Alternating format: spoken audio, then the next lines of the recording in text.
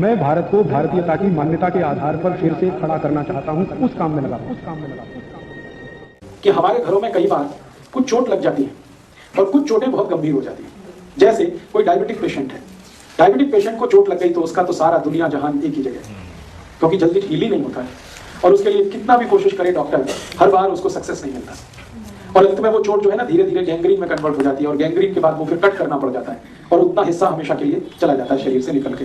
ऐसी कंडीशन में एक मेडिसिन आप हमेशा याद रखिए जो गैंग्रीन को भी ठीक करती है और ऑस्टियोमाइलाइटिस नाम की डिसीज को भी ठीक करती है।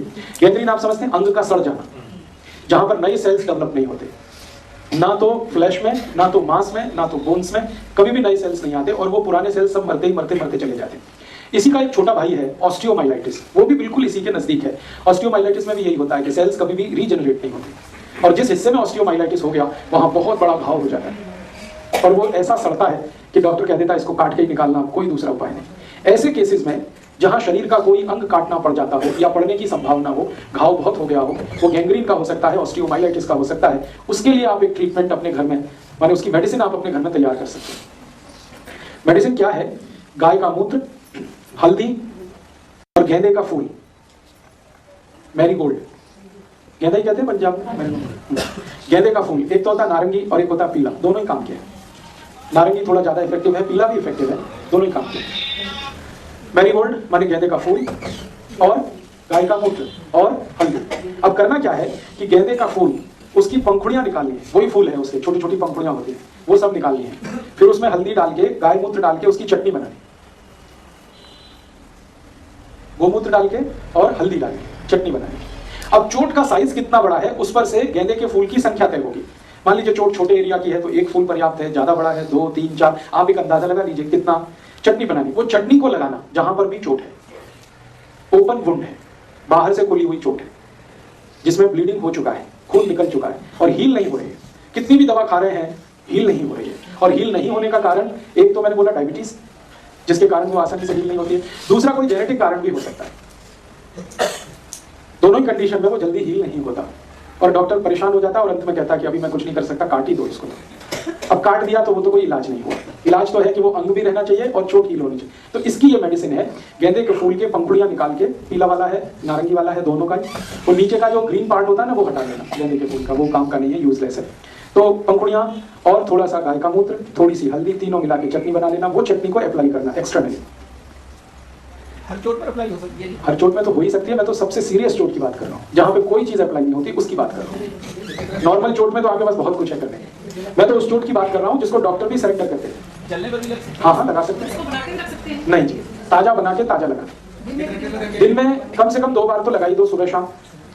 और इसको एक बार जैसे लगा दिया आपने सुबह, अब वहां पर थोड़ा रुई हुई बांध के पट्टी बांध दीजिए ताकि थोड़ी देर उसका असर रहे बॉडी पे। शाम को जब दोबारा लगाएंगे तो पहले वाला धोना पड़ेगा, तो इसको गोमूत्र से ही धोना है, डिटॉल विटॉल इस्तेमाल मत करिए। गाय के मूत्र को डिटॉल की तरह से यूज करिए और धो के साफ कर दिया, फिर बराबर चटनी बना के फिर लगा दिया, फिर अगले दिन सुबह कर दीजिए, फिर अगले दिन सुबह कर दीजिए। इतना इफेक्टिव है ये, इतना इफेक्टिव है कि आप सोच नहीं सकते। आप देखेंगे तो मानेंगे ये मिरेकल ही है सब। हाँ, जब भी बनाएंगे ताजा बनाएंगे और बना के लगाएंगे। है जी, कंटिन्यू आप जो है जब तक हीलिंग पूरा नहीं होता तब तक कंटिन्यू कर दीजिए और इसमें तीसरे दिन से रिजल्ट दिख जाएगा आपको।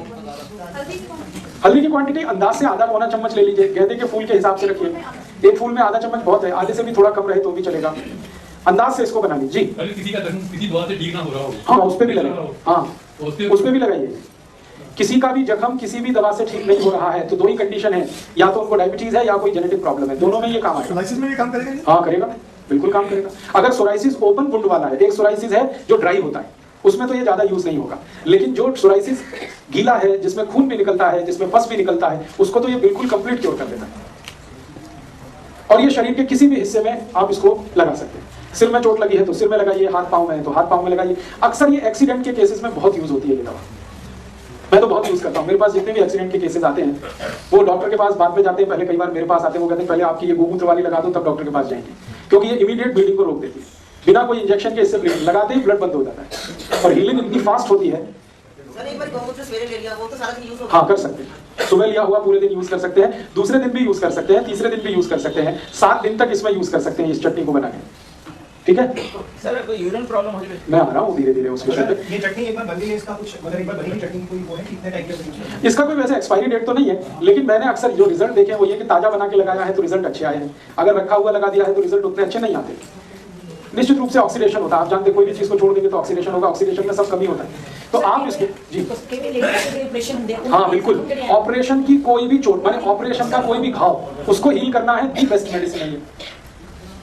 बहुत बार आप जानते हैं ऑपरेशन कर देता है डॉक्टर और घाव नहीं बनता, और वो जो टांके हैं ना वो जल्दी नहीं पकते, स्टिचेस वहां पर पस पड़ने लगता है, कभी कभी खून आने लगता है, उसको अप्लाई करिए, उसको भी ये हील करेगा, जले हुए को भी ठीक करेगा, बहुत अच्छे से ठीक करेगा।